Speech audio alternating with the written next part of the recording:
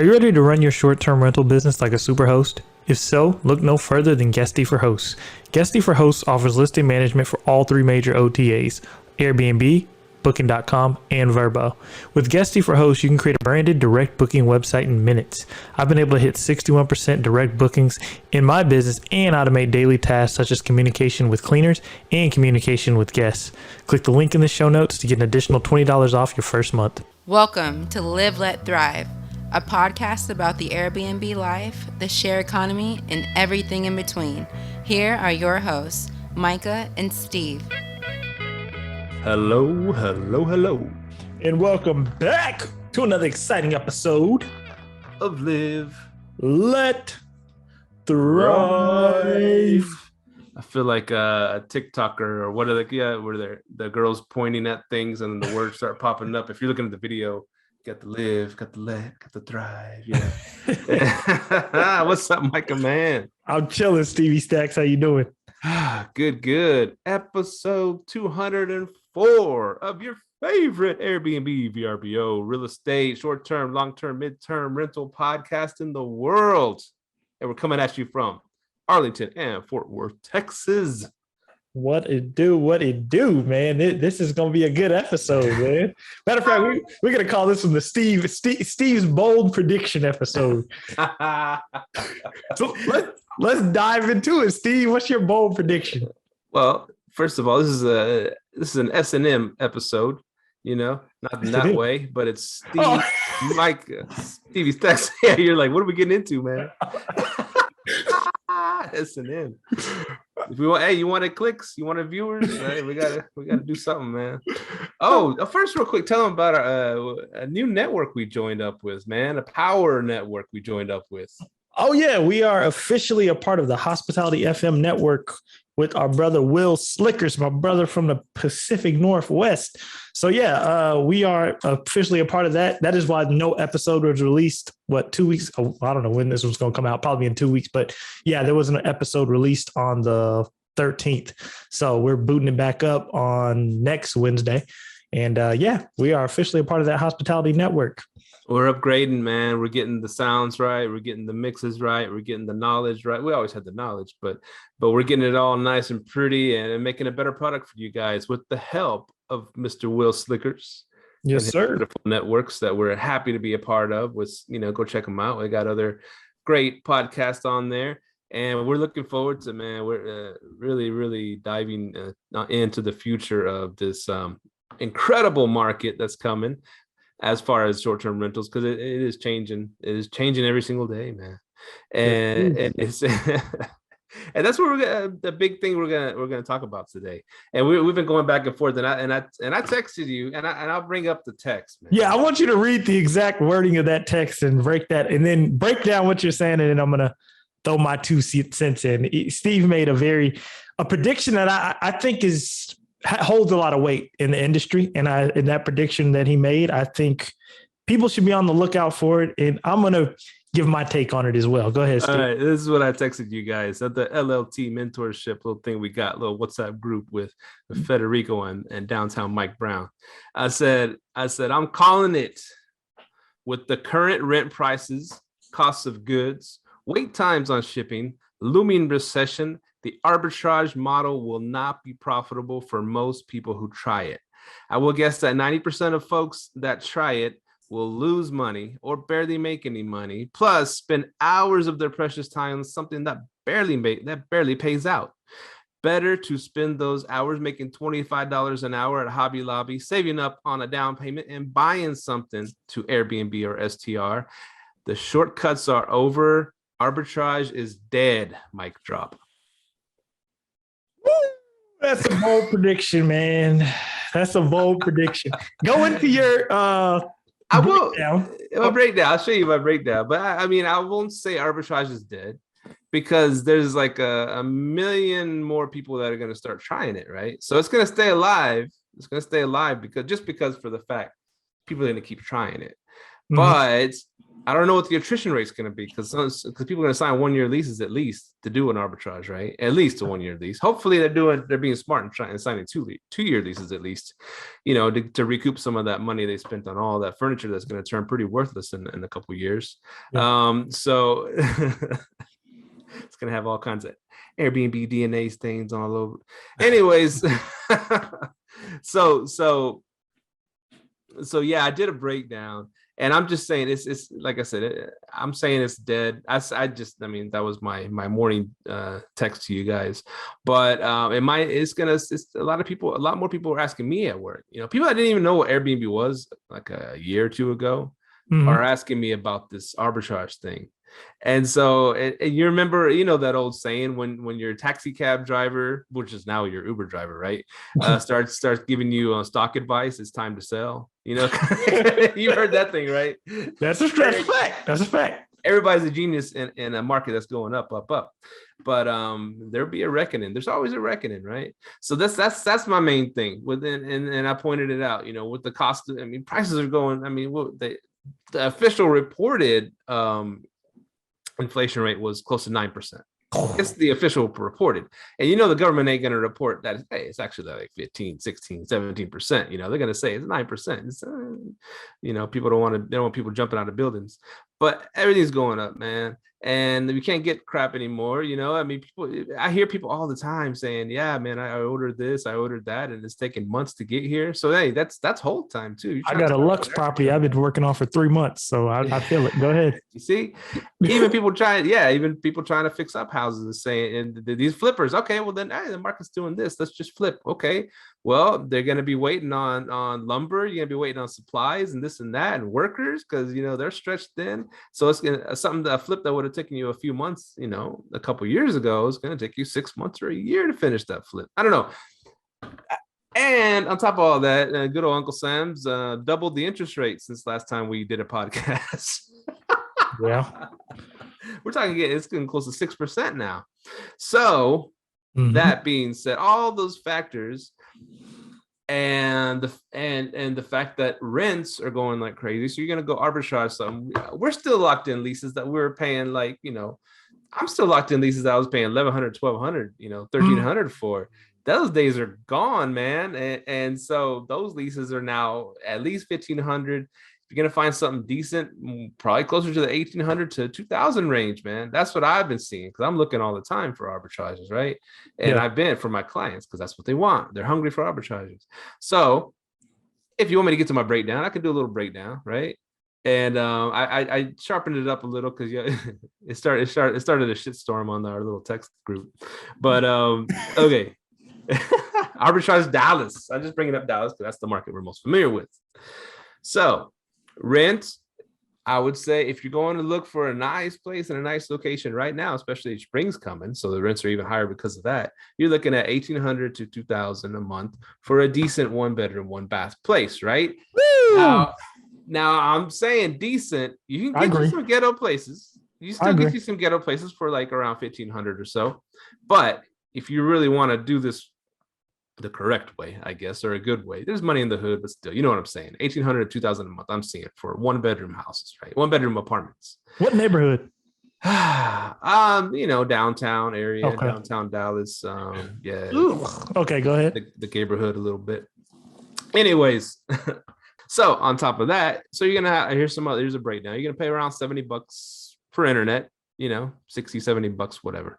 Taxes and fees. Let's just say 70, because they will jack it up to you after a few months, anyways. Electric. Now, I'm saying I was telling you anywhere between 100 200 because our summers are really hot and then our winters get really cold. And so, in the springtime they're low, but let's just say 120. I just say 120 okay. Average over the whole year. Fair. And they don't insulate those apartments very well, a lot of them. Water and trash, about $50 a month. Ring doorbell is going to cost you $200 plus $3 a month in service, whatever. Proper insurance, around $100. Is that accurate? $100, depending on what you want. Yeah, depending on what you want. So if you get in a nice place with nice shit inside, you're gonna want to cover it, right? Anyways, whatever. Let's just say 100. I get to the furnishings, PMS systems. Okay, how does $20 a month sound? I knocked it way down for you. If it's gonna be one unit, What do you think? $20 a month for a decent property management software? I use Guesty for hosts for $7 a month. Oh, $7 a month just for one unit. Okay. Yeah, one per unit. So 84 for the whole year. So 84 divided by 12. You're looking about what, $7 a month? Yeah, you just said it and then reversed. Yeah, that's what I said. Yeah, no. Yeah, $7 and then okay, cool. So that's what I'm doing the monthlies right now. So $7 a month for the PMS systems, and then you're doing you brought noise aware, $99 for the noise aware plus $99 for the year. So what's that? Yeah, you know how much is noise aware? That's what I saw on the web. It's $99 to buy the noise aware thing, Okay. And then for the whole year subscription, it's $99. So 99 divided by 12, whatever, $8 a month. I don't know. Yeah, my minute cost me $15 a month, $14.99. Go ahead. 15. Okay, so there you go. Anyways, and so we're looking at with monthly costs. I didn't bring up cleaning fees yet. So cleaning fees, I put conservatively, anywhere from $300 a month to $600 a month, right? Cleaning fees. Are we doing what? 70. How many turnovers you in a month?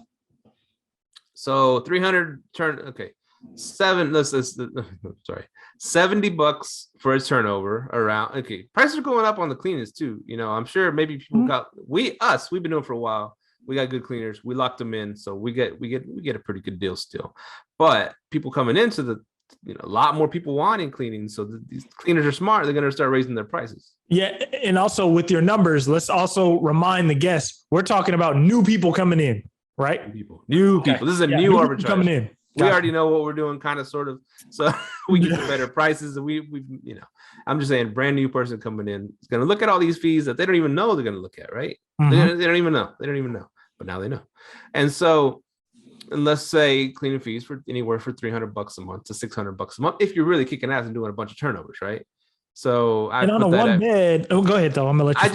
I just said $70. Okay, around $70. That could be up to. I've seen them up to 80, 90. Anyways, let's just say $70 for four turnovers would be that you got every single weekend booked, right? If you got every single weekend booked, you're just doing, which is more what a lot of the newbies are going to do.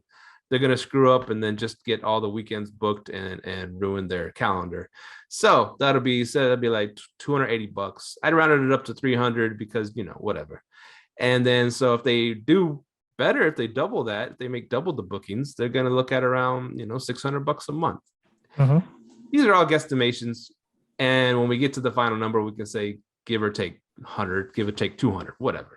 Gotcha. So we're getting down to the monthly cost. So to run the unit with just the monthly fees right there, this is not including the cleaning fees.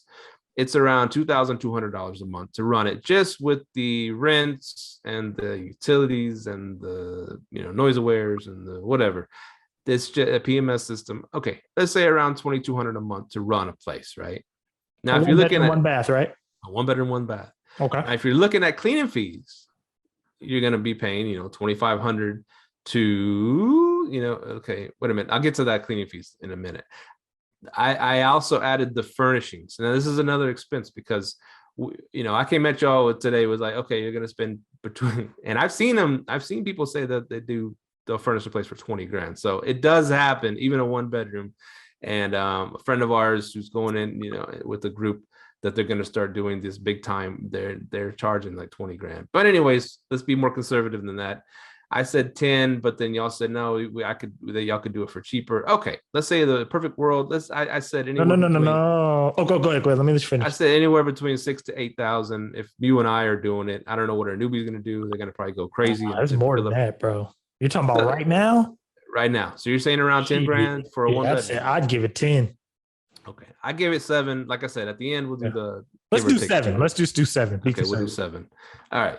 So that would be 583. If you divided that 7,000 by 12 months, that's $583 a month, right? In furniture. If you divided it that long, that's $583 to get your money back in 1 year. You need to make at least that. And then, or if you're lucky enough to get a 2-year lease, right? That's $291. That would divide to $291 a month to recoup your furnishing costs. You need to make at least that. So I did it like this: a 1-year lease without the cleaning fees, right? you would need to make $2,783 a month on your place just to break even. That's bedroom on a 1-bedroom. You need to make $2,783 a month just to break even. That's including the cost of recouping the cost of your furnitures, right? Of your furnishings. And with the cleaning fees, if we're going to look at the cleaning fees anywhere for $300 to $600, you're going to need to make $3,083 a month. Or if you're doing a lot more cleanings, you need to make $383 a month. So what's your all-in cost? What's your all-in break-even cost? All-in break-even cost with the cleaning fees? Yes. If you're only doing 4 cleanings a month, around 4, maybe 5, average that. You probably around, let's just round it to a nice round $3,000 a month. Let's do it this way. Let's be very conservative, because you're doing a 1-bedroom, 1 bath. You're more likely going to be catering to longer term stays. Let's just say you do 1 cleaning a month. What's your numbers at? Okay, so you would 1 cleaning a month. Now if it's a whole month, you're probably gonna do a deeper cleaning, right? Probably gonna spend about $120 on that cleaning for a deep clean, because someone's gonna been there a whole month. You're not gonna spend $60 or $70. But if they're there like 1 to 2 months, right? You're only gonna have 1 cleaning, right? Okay, now you're saying 2 months. Okay, it does change the numbers if you're saying we're gonna get, and that's part of what we're gonna push people towards. We want to get the longer bookings. I'm saying, like, somebody checks in April 1st, you have a cleaning, right? You clean April 1st. That's 1 cleaning. They're staying till June. Oh, 2 months. So yeah, they're staying 2 months. So that's still 1 cleaning, right? It's still 1 cleaning. So $120 for a deep clean. That's what we usually do. We do a deep clean after a long stay, right? Well, it's not, that's what I'm saying. You're before the stay. So you're cleaning April 1st, and April 1st, somebody checks in, right? Yeah. What's that cleaning cost? And then they're checking out June, right? So put that 1 cleaning in, and then what's the numbers come to? Okay. The 1 regular cleaning or a deep cleaning? It doesn't matter. It doesn't matter. Just say a deep clean to be. Yeah. Okay. Just say, hey, I'm deep cleaning this place. I'll say it like this. The 1-year lease, that what you need to make each month, after whatever, don't forget about the fees. I didn't got to the city taxes and the Airbnb tax or fee, whatever. So let's just say around $2,783 a month is what you need to make before the cleaning fee. So if you add 1 cleaning fee to that, right? Let's just add another $100. You're looking around $2,883. So almost like $2,900. Does that sound about right? $2,900 a month. On a 1-bedroom? On a 1-bedroom. Nice area. Nice furnishings. Or what are you? Okay. So this is my question is right now. What are you grossing right now on a 1-bedroom in a nice area? What are we grossing? Like on average?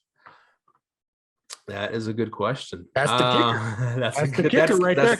Because that's where you're going to know, okay, if I'm grossing this much right now, you're now in a situation where you're going to be determining, okay, I can keep these 1-bedrooms in these nice areas because I'm already grossing $4,000, right?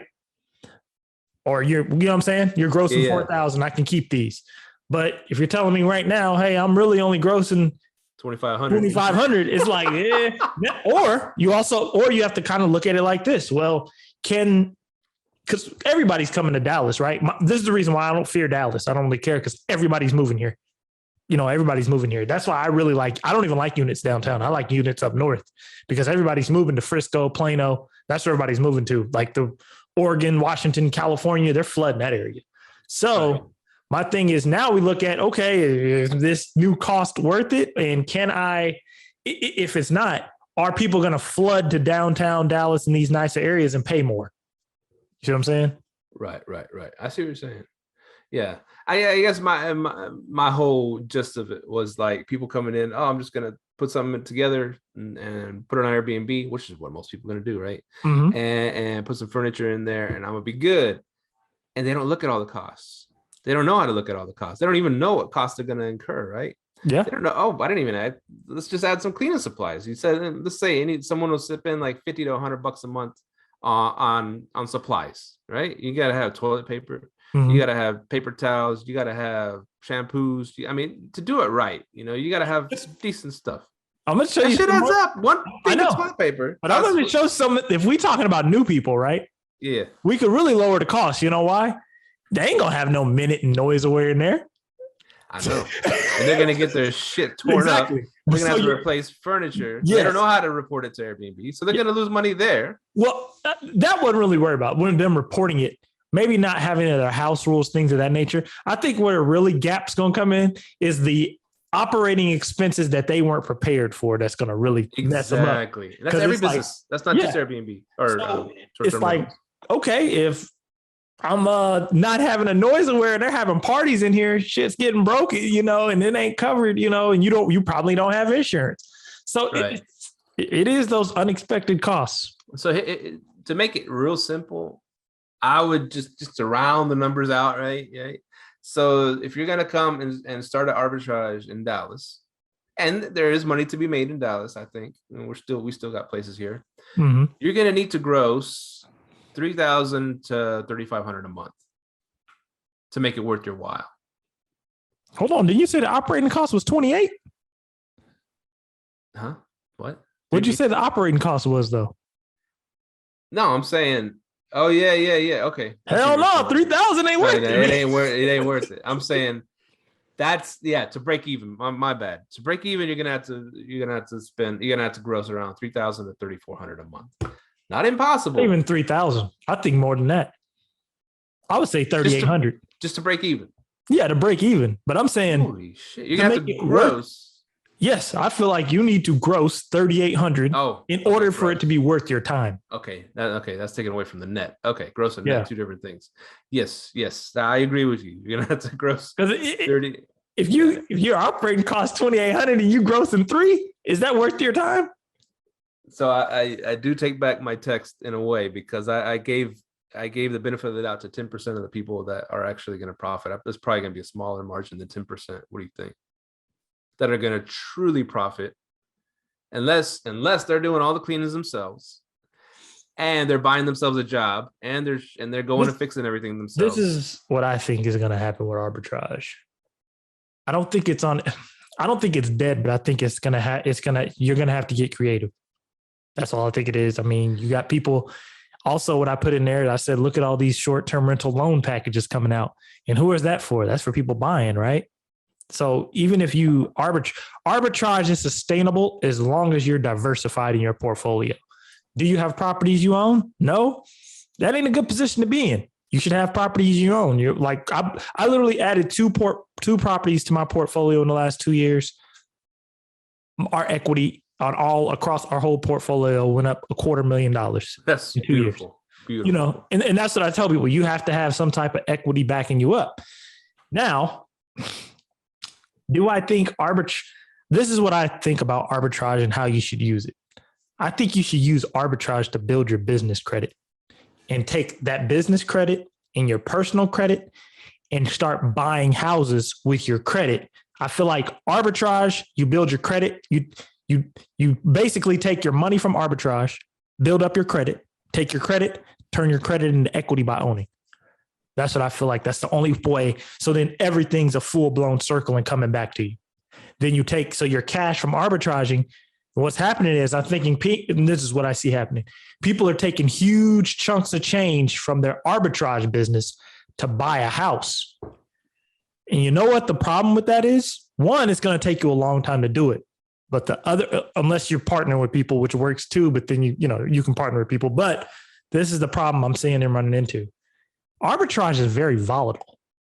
So what happens with the arbitrage business, if you're taking a huge chunk of change out of your business to buy a property, you better make sure you get that property up and running real quick, because you still got the volatility of arbitrage. Me and Syed were talking the other day on Facebook. He said the thing about arbitrage, it's high reward, but a very high risk. You can be rich one month and broke the next. That's the only thing about it. So yeah, it's one of those things you just got to be real careful about. So yeah, go ahead, Steve. No, I guess that was my whole point. So maybe I should change the title. The old way to arbitrage is dead. No, I think that's the title. That's the catchy title. Arbitrage. Arbitrage is dead. Yeah. That's clickbaity. I like it. Yeah, it's on his last day, man. But like you said, I mean, you just got to be creative with it. And so when you dig down into it, the old way of arbitrage, use arbitrage as a tool to help you, grow your real estate empire. And that should always be the ultimate goal, is to buy real estate. Yeah. And you said something at the very end of your text. You were like, you might as well work a 9 to 5 or a job and I was like, I choose the arbitrage play over that. Simply because if you know what you're doing. Yeah, if you know what you're doing, I would choose the arbitrage play over that. Because even at that, let's say you work unless you making, I would say at least $80K a year minimum a year, then you can start sitting there making your money at your 9 to 5, throw your money back over here and get your real estate empire up. But in my opinion, yeah, if you're working a 9 to 5, I don't see the point of arbitraging. Just go straight into buying. It ain't no, you know what I'm saying? It ain't really a point of arbitraging because you have the credit more. If you have the credit, you have the capital, so your DTI is good. Just go straight into buying, in my opinion, if you're working a 9 to 5.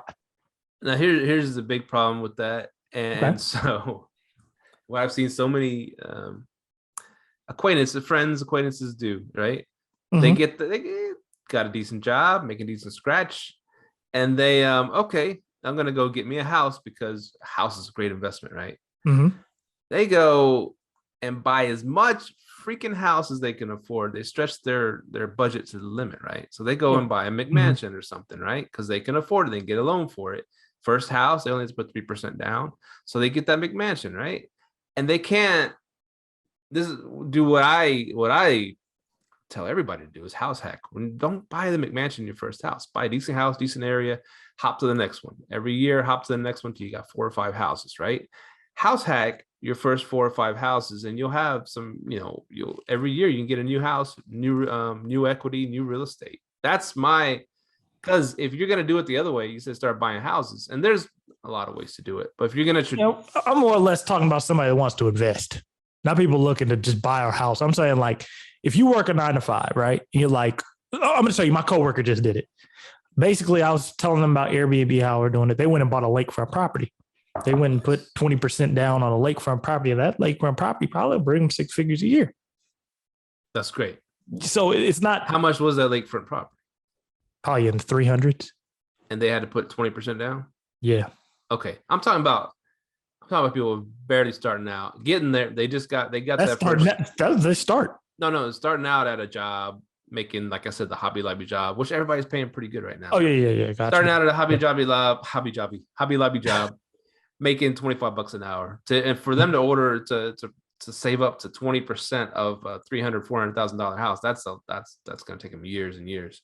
But they can hop into a nice starter home for around 3% down. They can get that accomplished probably in a year. But houses are skyrocketed right now.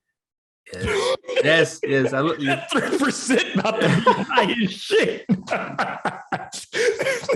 It's fucked up, and I mentioned this to you guys. I said, hey, we're still keeping it real on this show. We still cuss and stuff, right? Because we're part of the big network now. They ain't gonna Joe Rogan us, man. Shit. Anyways, unless they give us 100 million, then we'll talk. Stop saying we'll say poop and stuff like that. Anyways, I totally forgot what I was saying. Oh, I did mention to you guys too. What the hell did I mention? Let me pull up that text. So basically what I was saying was, if you drop 3% right now in this market, that's still high as shit. I remember Mike. Go ahead. Okay, hold that thought. You said Mike. Keep that in your head, because I hate messing people up.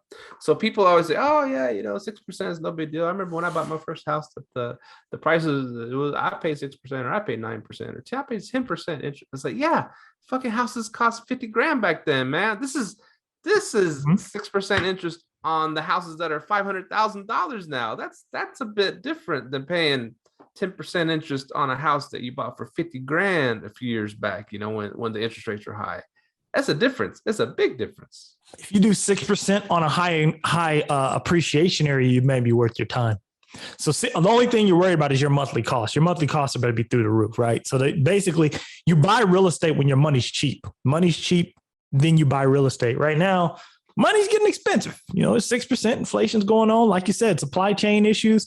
Things are costing more. So it depends on, it's about that being strategic and knowing certain things. If you're in a market that appreciates very fast and the market bounce and the interest rates start to go down in the next year or two, you refi out of the 6%, you might be looking at $1 million property now, so it depends, it very much depends. Yeah, that's 6%, but 6% is high as hell. It's high. It's not that high, but it's high as hell when you're in this market with everything going up and up and up. Right. And you mentioned Mike. You were going to say something about Mike. Is that what you? Yeah, because Mike was like, Mike said something. He goes, really, if you really want to be, because it's such a buyer's market, a seller's market right now, that 3% become 6%, like that 3% down can really become 6% down because of the closing costs. So I was like, yeah, you can really look at it like that too. So it's like, I think it's just about being creative right now, man. I think it's about being creative. Like I said, I remember 2 years ago, that's when I said I'm going to start doing the BRRRR strategy. It paid off. I said, man, I'm about to start buying a few properties because when honestly, I just sat back and looked at arbitraging and I was just like, man, I ain't comfortable shelling out 20, 30 grand a month on places I don't own. What? That could be equity, man. That could be equity. So what I just started using the arbitrage play as a way to build business credit. Because when Clubhouse came out and people started talking about business credit, and like I realized listening to some of the rooms, I'm like, yo, I already got that. I could just take it to the next level. And that's basically, man, you got to study stuff, man. Study credit and things of that nature. Go ahead. Now the pro arbitrage quote that a lot of people bring up, is from our buddy Sean Rakovic, right? I don't know how to say his name. Rakovic, whatever. Rakovic. He his famous arbitrage quote is he arbitrages. He goes, yeah, real estate will get you rich, but he wants to get rich as fast as possible. That's why he arbitrages. Yeah. Now the problem with that, he knows how to do it. He's been doing it for a while. He's doing it strategically. He's getting the whole, whole floors on buildings at the same time, getting big discounts. Just like Warren Buffett, he don't pay full price for any stock. He gets it for a discount, right? Because he knows what he's doing and he got connections and whatever. He's got a lot of money. So it's a big caveat to that, though. The person that's gonna go and get their first arbitrage and say, "Oh, I'm gonna be rich," in a couple of years, I get to leave my job. That I hate. People at my work are already telling me that, that don't even know anything about Airbnb and asking me, "Oh, I heard you can rent places and then rent them back out." I said, "Yeah, it's an arbitrage." I started trying to explain I just want to get some of them, and I really want to help them, and I just don't want to give them false expectations. But their goal is I want to leave the job. I want to leave the job. I want to make money and become financially independent. So by them thinking that arbitrages are gonna do that for them, maybe in the early days, if you really started kicking ass at them and then started renting out apartments, and most of it was under the radar because apartments didn't even know people were Airbnb, people, you'd be making $1,000, $2,000, $3,000 a month doing this Airbnb thing, and yes, you could be technically financially independent, making that much money on a couple units, right?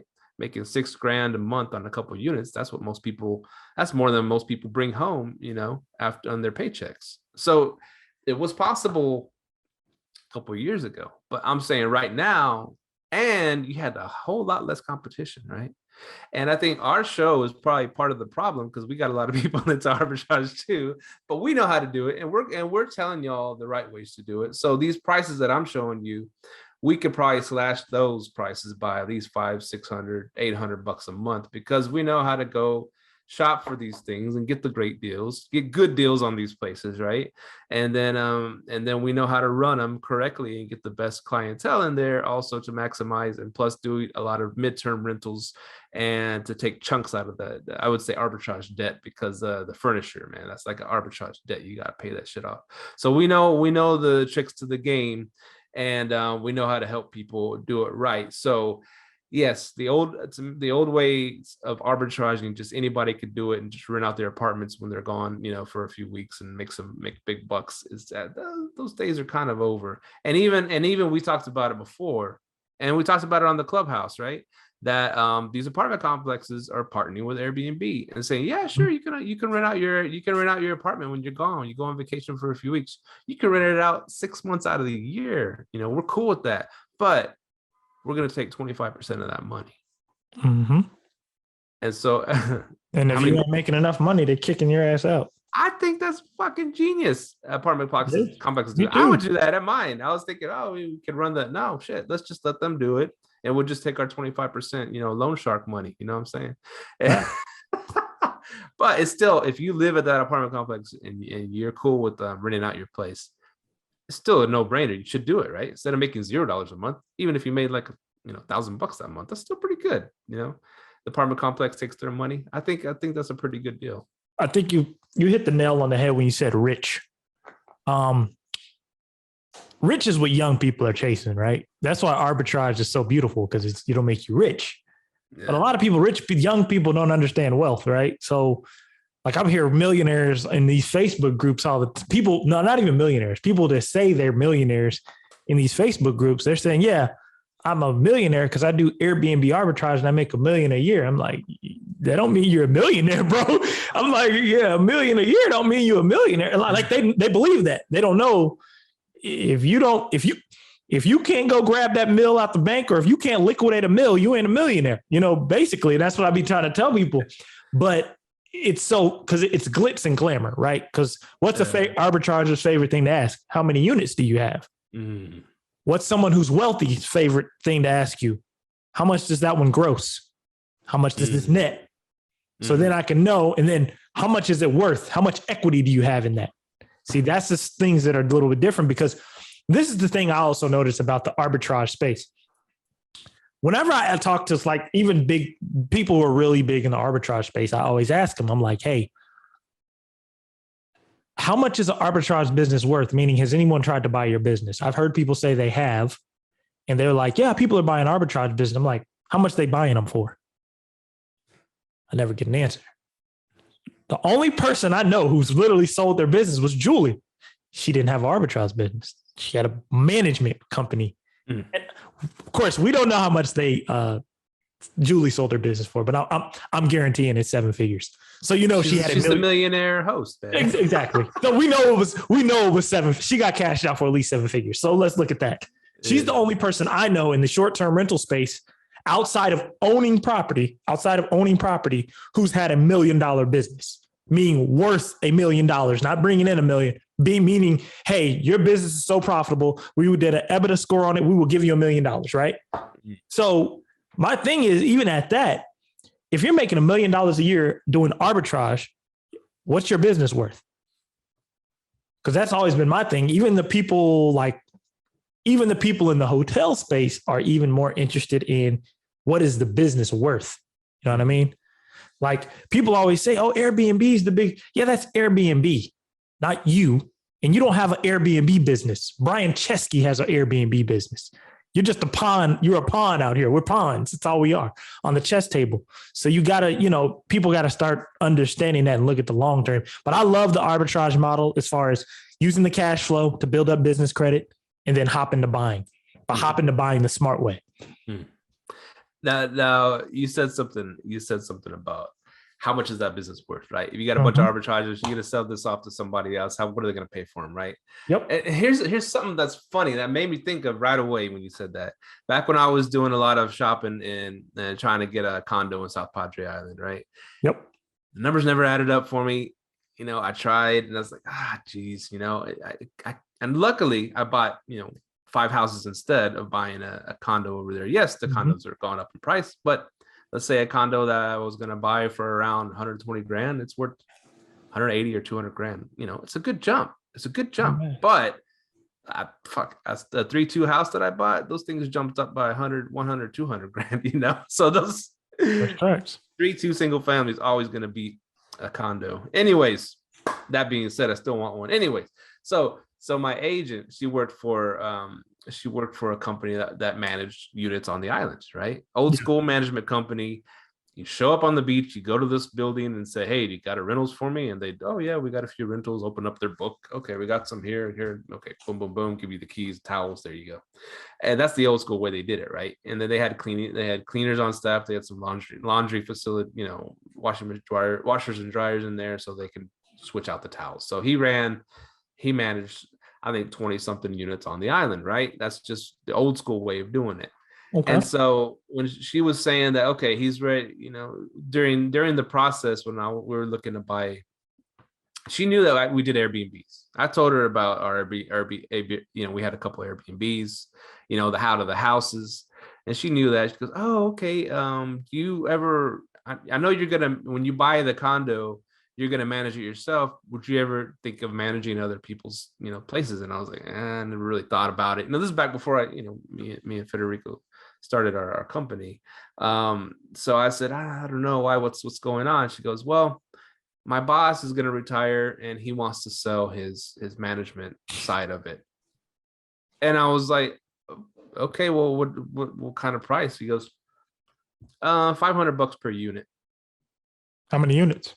Like I said, around 20 something units. So he was going to sell the rights to manage those people's units at $500 a pop. So it brought me to what you were thinking. How much is your business worth, right? Him, he's unloading all these rentals that he was managing. Let's just say 25 units, right? He's selling his business for 10 grand.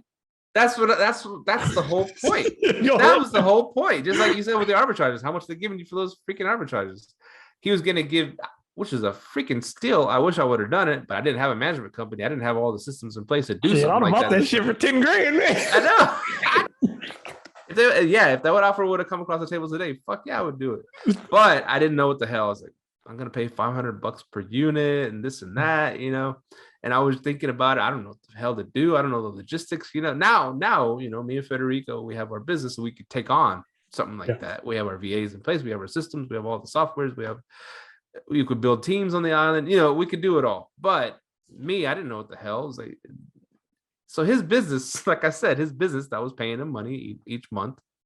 He's gonna, like you said, a low number. You're gonna sell it off for 10 grand. Because what kind of business is that?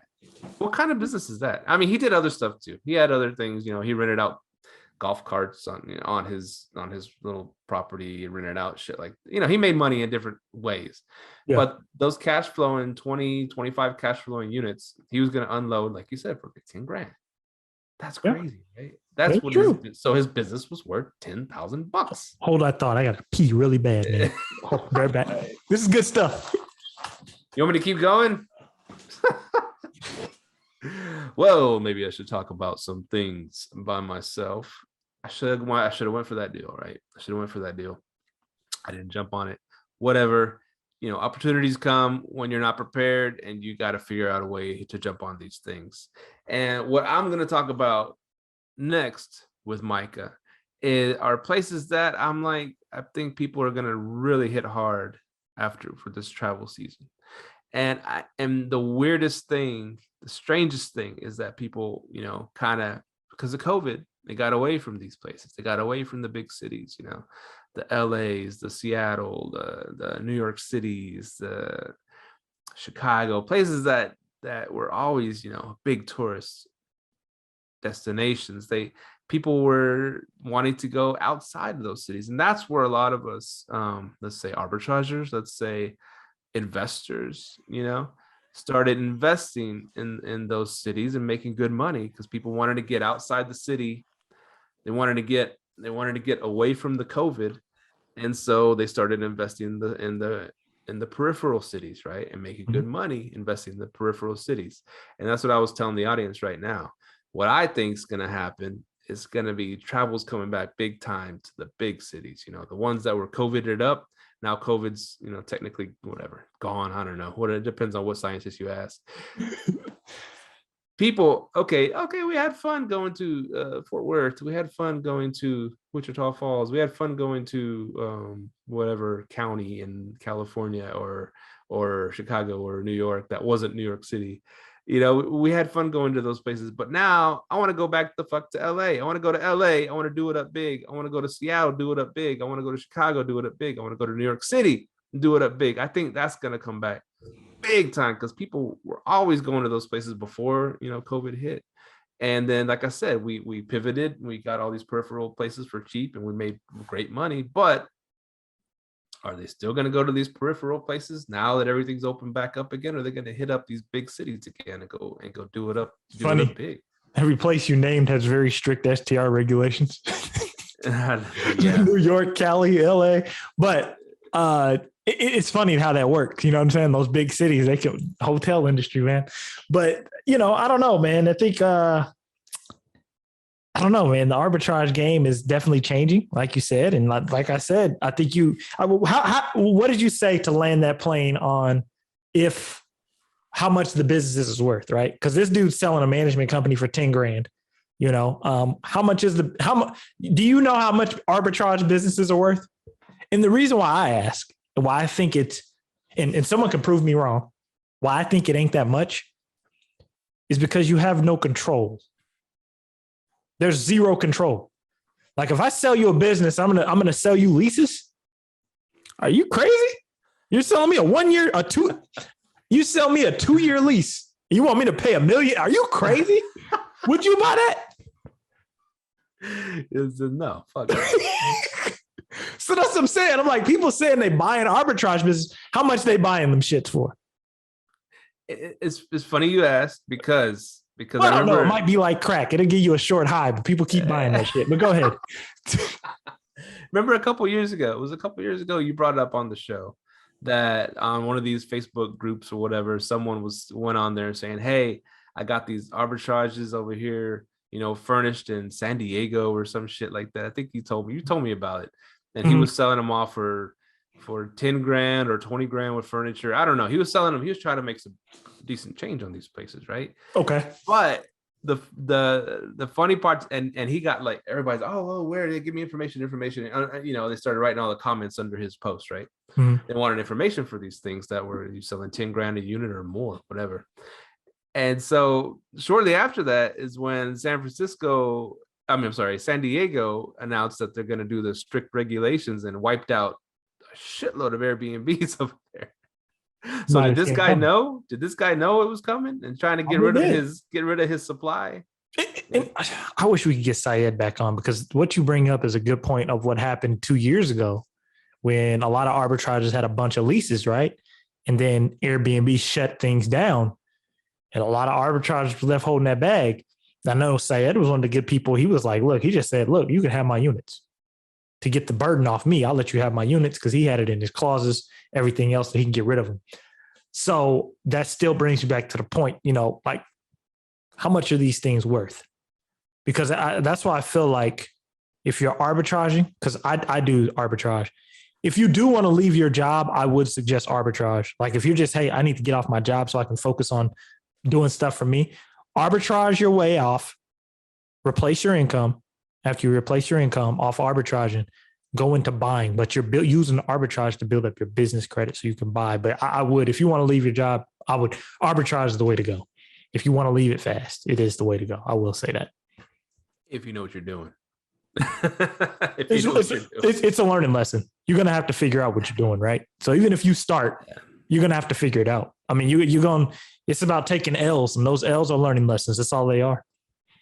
That's true. I guess, the L's were softer for us because when we started, everybody and their mama wasn't doing arbitrages. Mm-hmm. When we started, you had a lot more room for error, right? Yeah.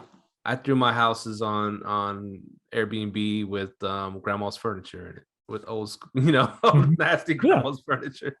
And I made profit. And by the stadiums, I made good profit. I made leave my job profit, $4 to $5 grand a month profit, on a house full of grandma's furniture.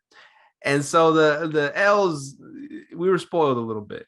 We were in the early days of the boom, right? Mm-hmm. So if you jumping in now, a lot of the gold's already been pulled from the river, right? A lot of the gold's been, the big chunks are gone. So you're gonna be digging. You might find some gold nuggets, little bitty ones, gold sand. It's the big chunks are already pulled out by people like us. It's no big deal. You can still make money doing it if you do it the right way. And that's what Live Let Thrive teaches you, right? Yeah.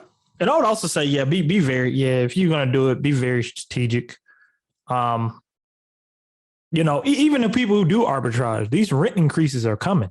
And you got to take that into account. If those rent increases, at this point, and the rent increases are city dependent, right? So if rent increases are going up in a city where people already ain't coming to, might be a little careful with that. Dallas, I really don't really care. about Dallas going up. Me personally, that's why I'm in the far north Dallas area. I'm not even. I would if I was brand new starting off, I would invest heavy in the far north, in North Dallas, far North Dallas, Plano, Frisco, in those areas, as possible, because people are coming there. You can't lose, even if rents go up. I think North Dallas, Plano, Frisco, those areas, I think it can sustain it. Just me personally. That's why I don't really downtown Dallas. I'm not even touching. So why North? I mean, that's where everybody comes for tourism is downtown Dallas, though. Why would I don't like leisure guests. I want people. I'm getting a house built. Hey, I'm from the Northwest. I'm getting a house built. Oh, you got money to blow. Cool. Here's this 2-bedroom unit, $3,500 a month. Good for you. Yeah, I don't like leisure travelers. I don't want tourists. I don't like tourists. See, that ain't my guest avatar. Okay. Yeah. I saw something interesting today. Okay. And I sent it to you guys. It was it's a property in Arlington, right? Mhm. And what got my attention, they wanted monthly rent of this house in Arlington was $4,999 a month. That was the monthly rent.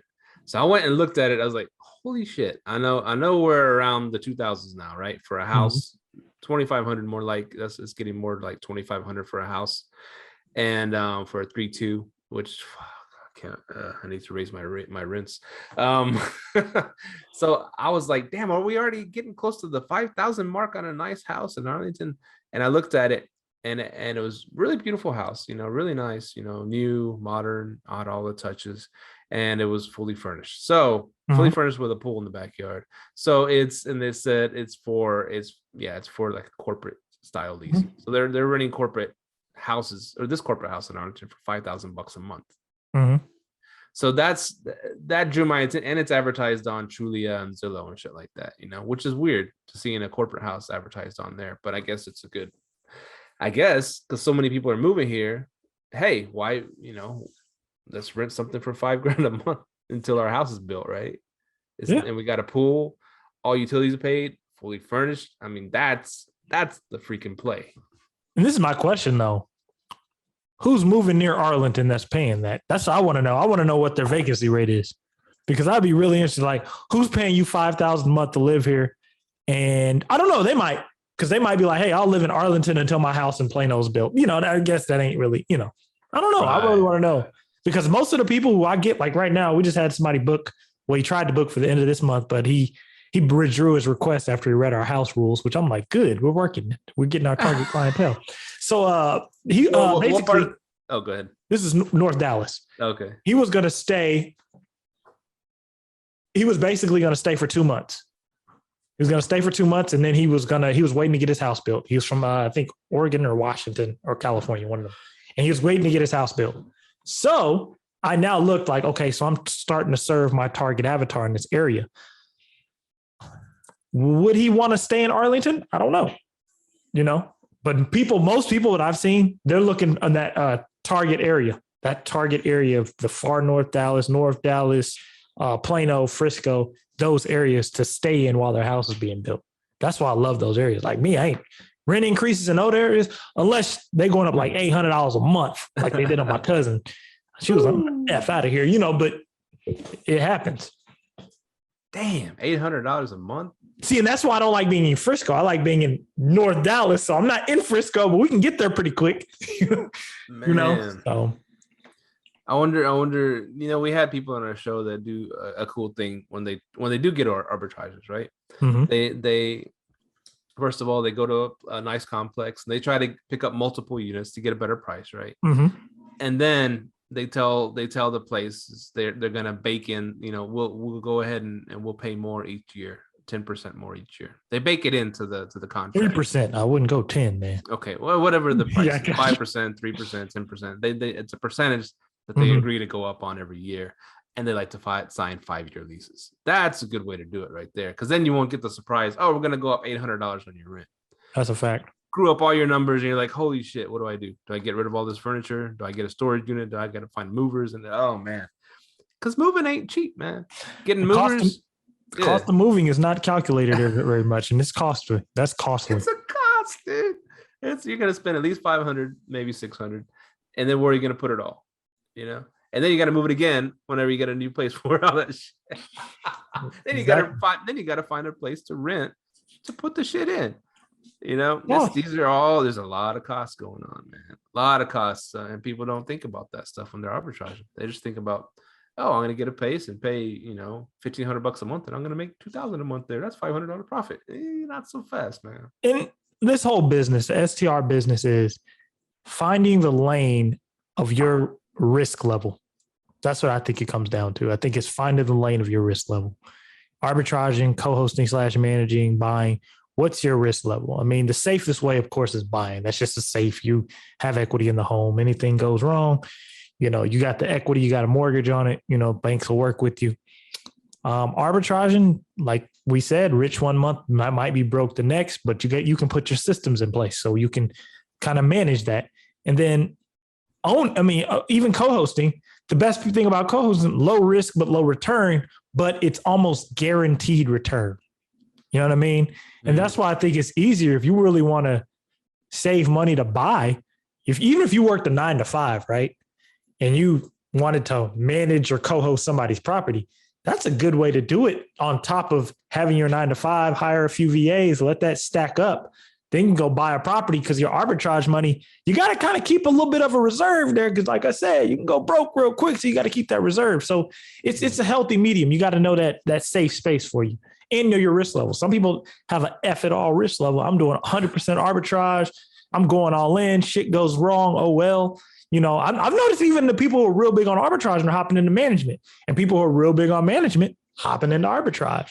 So I think it's safe to be diversified. That's the thing, man. When that's what Federico's always, you know, my partner in the Argis Rentals. Federico, he always talked about, dude, you know, it's kind of like it's the same business. Why not pick up some arbitrages for us if we're gonna go into this complex and picking some up for our clients? Why not get some for us too? Because I was like, well, you know, we have to pay for the thing. And plus, you know, there's the risk there. Plus, we got to go buy furniture for these things. And he goes, yeah, but our business can support both because we do the same thing. So we would just be managing our units. We're managing for other people. And when I talked to Jasper and them, they're big on choose the one thing and be good at the one thing, right? Mm-hmm. You know, you probably don't want to do arbitrages and manage other people's rentals and stuff like that. And but Federico's was like, we already got a business to manage these things, so we can just throw them in our business, in our management business, and manage them ourselves and save the 20% management fee because we're doing the managing. And so he made 20% sense. Probably going to pay for the furniture anyway. Go ahead. For the arbitrage shit to me, hell yeah, Federico. So, but the only thing is, let's just say the fucking economic crash happens and we're all stuck holding the bag and everything. You know, I know it. Whatever. Never say never, whatever. But something crazy happens and we're losing money hand over fist on our units that we're paying monthly rents on. You know, that is a risk, right? That is a risk. So say we can go from making good money, economy's doing well, to boom, no one's traveling anymore, a pandemic hits, or some crazy shit happens, and then we can't make our rents. You know, that's a risk. But if we were just a 100% management company, it wouldn't have hit us so hard because we don't have our, you know, company's name on any of the leases, and we're not having to pay the rents. Or if you're in an arbitrage business where you have a certain type of avatar that ain't traveling, that's, you know, like, oh, I'm gonna show you something. I'm gonna tell you something. When the pandemic hit 2 years ago, I'm in Al Williams's mastermind, and everybody was talking about it, and he was like, "Doesn't affect my business." He had a bunch of traveling long-term people in there. He didn't care. He was like, it doesn't affect my business. It really helped his business. It made him more money. Exactly. So it's about, like I said, it's that healthy medium. You have, I'll say this. One thing I agree with how Jasper and him said it, be really good at one thing, right? So if you're really, really good at arbitraging, you know how to get every type of clientele in. You can cater to multiple avatars and you have a guaranteed avatar like Al does. Man, bro, that's a beautiful thing. That's what I think. That's what I tell people. Niche down on your target avatar too. Like, that's why I don't like tourists. Tourists can stop coming. And also they're bad. I don't like them because they're inside of the unit. They're trying to enjoy the unit. Unless I was in a vacation rental market, I'll be that way. But I'm not in those markets, in metro markets. I'm going to be honest with y'all. You do not want leisure travelers in metro markets. They're the worst guests. Every time they're the worst guests. The ones who are coming, hey, I'm coming for business. They're easy to deal with. They just need a head and a bed. They'll pay more and they handle their business. So it's about, man, having niche down on your target avatar, niche down on your on one thing that you're good at. If it's arbitrage and if it's buying, my thing is buying. I love the BRRRR strategy. That's my shit. I'm learning it. That's my shit. That's my jam. I can go in and I can do that shit every single time. I can find a good BRRRR deal and I can go BRRRR a place and get a place for free. So have something, that you niche down on like this, my shit every time. So go ahead. Get excited. I said, yeah, we'll just do a quick little 40-minute, pod shit. You know how we roll. Every time you say something, I think of something. But when you said find your avatar, find your target, right? And that's so true, not just in so many ways, because here's why. I'll give you an example. So we picked up some units, right, at this complex. And so I said, okay, we're gonna get one for us and our cleaner's been asking us, oh, I want my first arbitrage. She wanted one, she's been a great cleaner. She takes care of everything. She does an excellent job. Anytime we need a supply run, she's hitting them up and she's getting the supplies we need. She goes above and beyond. She's a badass. So it's like, cool. Okay, we got 2 units in this building we're gonna pick up. You want one of them? She's like, yeah, I want one of them. Yes, please. Okay, cool. And so we got it in our business name, and then we rent it to her, and then she, technically rent it to her, and then she we manage it for her too, right? So we manage it for her, and she makes the Airbnb money, and she cleans her own unit. It's her own unit, so she keeps all the cleaning money. So it's good, pretty good deal. So here's the thing that Reliant Energy here. I always wanted to try this, I always wanted to try this. It's called, they offer nights and weekends free, right? And so we're in a good Airbnb area right here, right by downtown Dallas. It's a good Airbnb area. A lot of people come and travel. They want to be close to downtown Dallas. So I was like, okay, I'm going to try it on her unit. We're putting everything in our name, right? In the business name. I want to try nights to weekends on her unit, see how that plays out. And on ours, in the same complex, there's a little science experiments. We're going to get just the regular 12-month, whatever, 11, 12, percent, whatever. Yeah, for the electric cost, anyway, 11 cents a minute, whatever the hell it is. And so we did the regular 12-month one. And then on hers, we put her on the nights and weekends plan, Anyways, the first month, her electric bill was like $4 or some crazy shit, right? It was so cheap because she was getting the weekends booked mostly, and then tourists coming to town and hanging out Friday, Saturday, Sunday, which it starts your free nights and weekends starts like Friday evening, goes all the way to Sunday, and then Monday through Thursday it's regular price, right? So it's like, holy shit, this is fucking unbelievable. If you're gonna but she happened to get a long-term renter like the next month, and it shot up to like $120 because they were always there, and they're using all the midweek stuff, right? They're using midweek and weekends because they're there all the time, and they're using a lot more electricity. So by knowing your target avatar, you could take advantage of a plan like they say, okay, like that guy that has the bachelorette party house, right? Yeah. He mostly books the weekends because they come in town and they rent it for the weekends. They do the bachelorette parties. He makes $11,000 a month on his house. He does great, right? Now, if there was an electric plan that existed like that for him, and he knows he's just going to be booking all the weekends where he gets free electricity on the nights and weekends, damn, he'd be cleaning up, right? He'd be paying hardly any electric bill.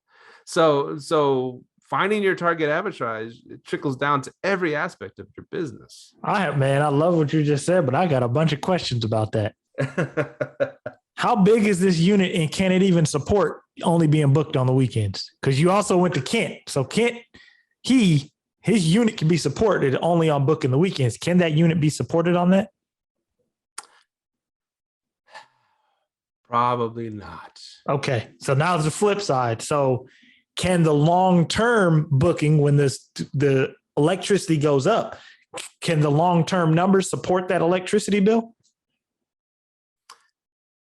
Can the long term, yeah, we got a pretty good deal on the rent, so I think it would. Yes. Okay. So, like I said, so I don't like weekend travel. There's too much bullshit with it, man, especially on smaller units, man. It's just whenever you have the smaller unit, it's just the big unit. I love it. Yeah, go ahead and charge them because, like, I mean, I thought we had Kent on who does that, Serena and Natalie. They do these $6,000-$7,000 weekends, just crazy shit. You're like, damn, but it supports it. You know what I mean? Yeah. So if you, like you said, if they only paying $4 a month, and you like, damn, for the free weekends, you wiping it out with cash. But I'm just saying that's yeah. Go ahead. So that's a gem. That's a gem I'm dropping. If you're here in Texas and you can, because Reliant, I believe, it just serves Texas, and you got you a house or a really badass, freaking penthouse that people are going to rent every weekend and pay like $1,000 a night for, kind of shit like that.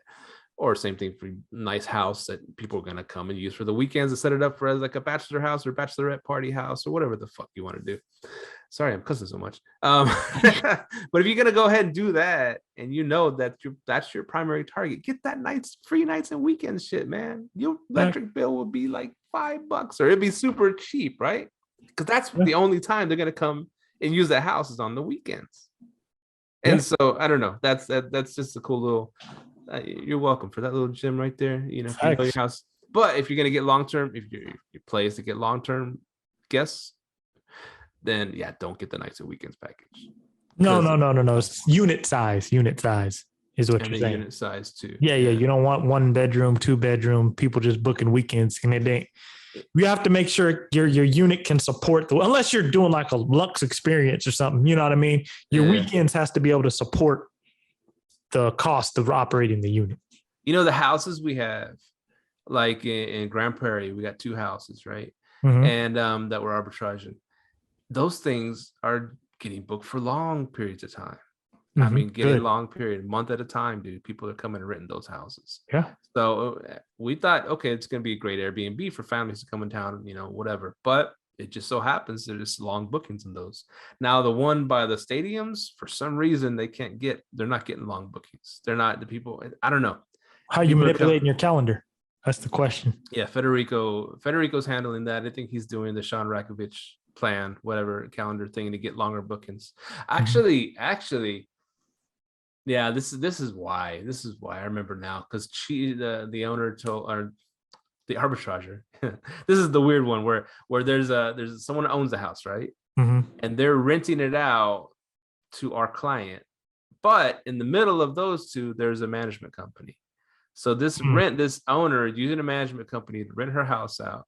And then on top of that is us, and we're managing it for her as a short-term rental. So there's so many layers to this shit, which I would never, if anybody's listening out there wanting to do your, short-term rental management company, whatever, don't get in a situation like that, because something goes wrong. We say, hey, this freaking, the sink's not working, the AC's out. Okay, well, I have to call the management company. Okay, the management company gets your message. Okay, we got to call the owner, see what they want to do. The owner tells them, I don't know, that's a lot of money. We have to wait for them to deal with their management company, then get to our client, then get to us. I mean, it's been a nightmare, dude. Don't ever get into a situation where there's that many layers of separation. Are you guys going to cut that relationship at the end of the lease? I don't know, if not sooner, man. It's just been not a good situation, and we've talked about it. It's I think their expenses are too high, to make money there. Yes, too many people away. Too many hands in the pot. Too many hands in the pot, but the houses that we run and manage the way we know how to do it, and without that many layers or whatever, we do fairly good on. We do pretty good on. And and they're long term, written out for long stretches, man, months, weeks at a time, months at a time. The reason why I asked that is because of this reason. And this is another thing that's going to change in the arbitrage game. The reason why I asked you, hey, are you going to cut that relationship? Because I think what's going to happen is you're going to have to start analyzing what's my time worth with certain clients. Yes. Because you have to analyze that now. Like if arbitrage number starts thinning, it's like, okay, what's my time worth with this unit? Is this unit producing what I need it to produce? Because me at this point with rents and stuff going up, if that company, how long do they have that lease for at this place you're talking about?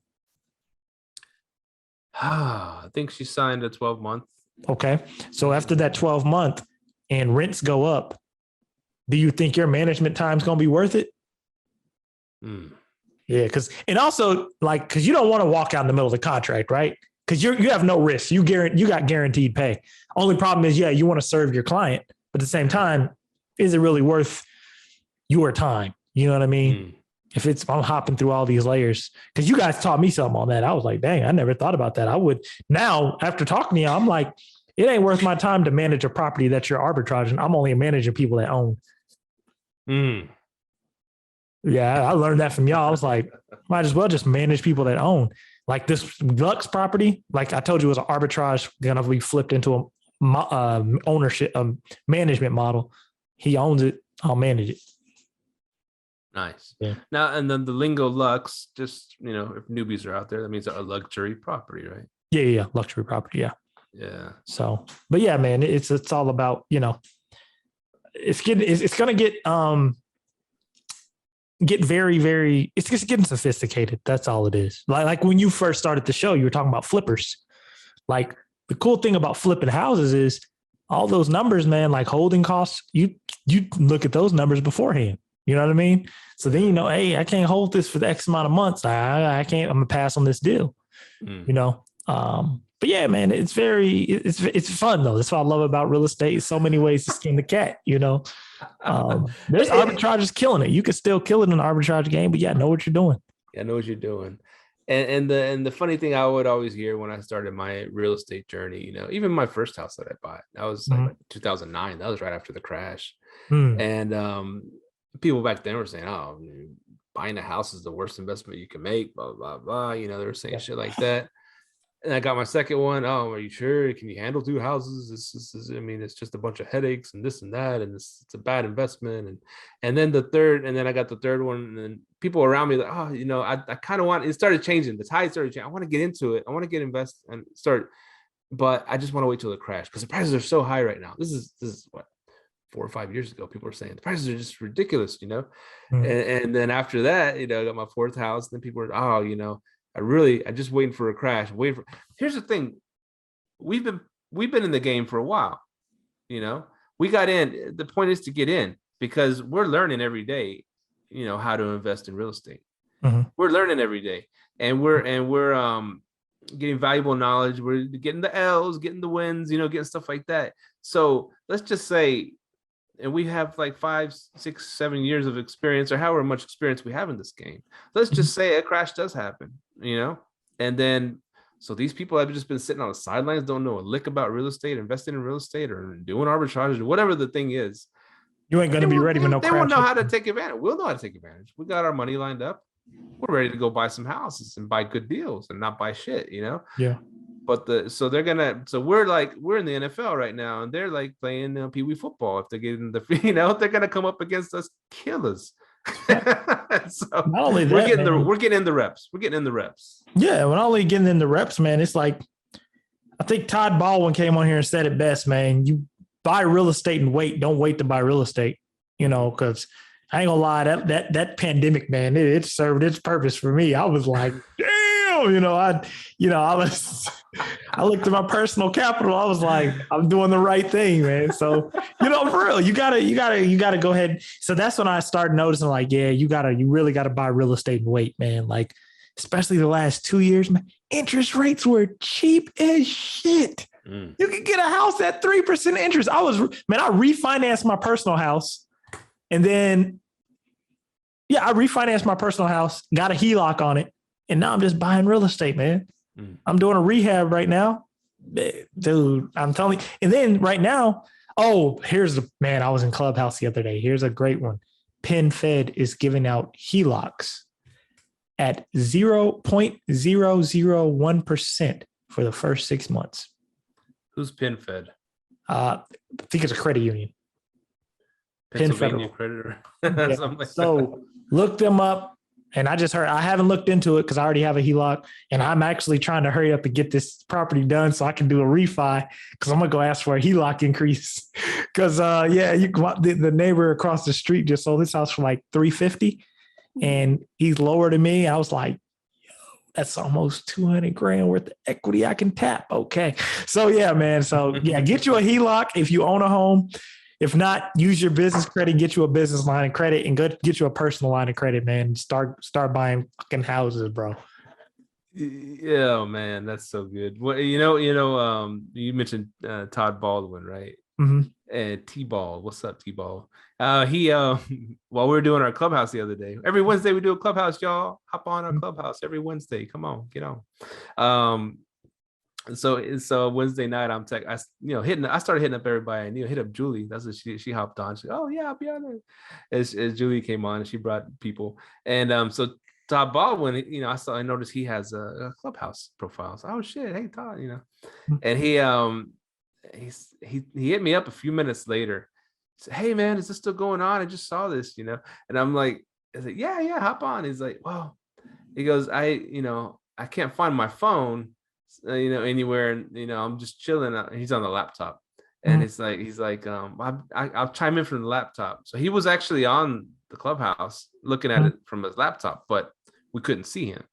So I didn't know that. So I guess from the phone is the only way that people could interact. I guess it's all built for phones. I don't know. He saw, he's like, oh, that was good advice. He was making comments and shit on the messenger. But anyway, my whole stupid point to all of this is like, he's a multimillionaire, right? He's Todd Baldwin's multimillionaire. That he did the whole write up on him and in all these magazines at 27 years old, multimillionaire because of the way he bought real estate, does it in a cool, creative way. Go look at that episode, amazing episode. But he's got multimillionaire passive income money that he don't even care where his phone is. That's rich. Yeah, that's wealthy. That was my whole point. He don't give a shit where that's wealthy. Yeah, yes, he don't give a fuck where his phone is. Whatever. Yeah. I'm just chilling and watching. I'm on the laptop. I'm watching TV. I don't give a shit. That money's making money for him. Yes, sir. See, that's what people don't understand, man. You got to turn on that wealthy, man. Yeah, because I posted my mentor Thatch. I posted his video the other day.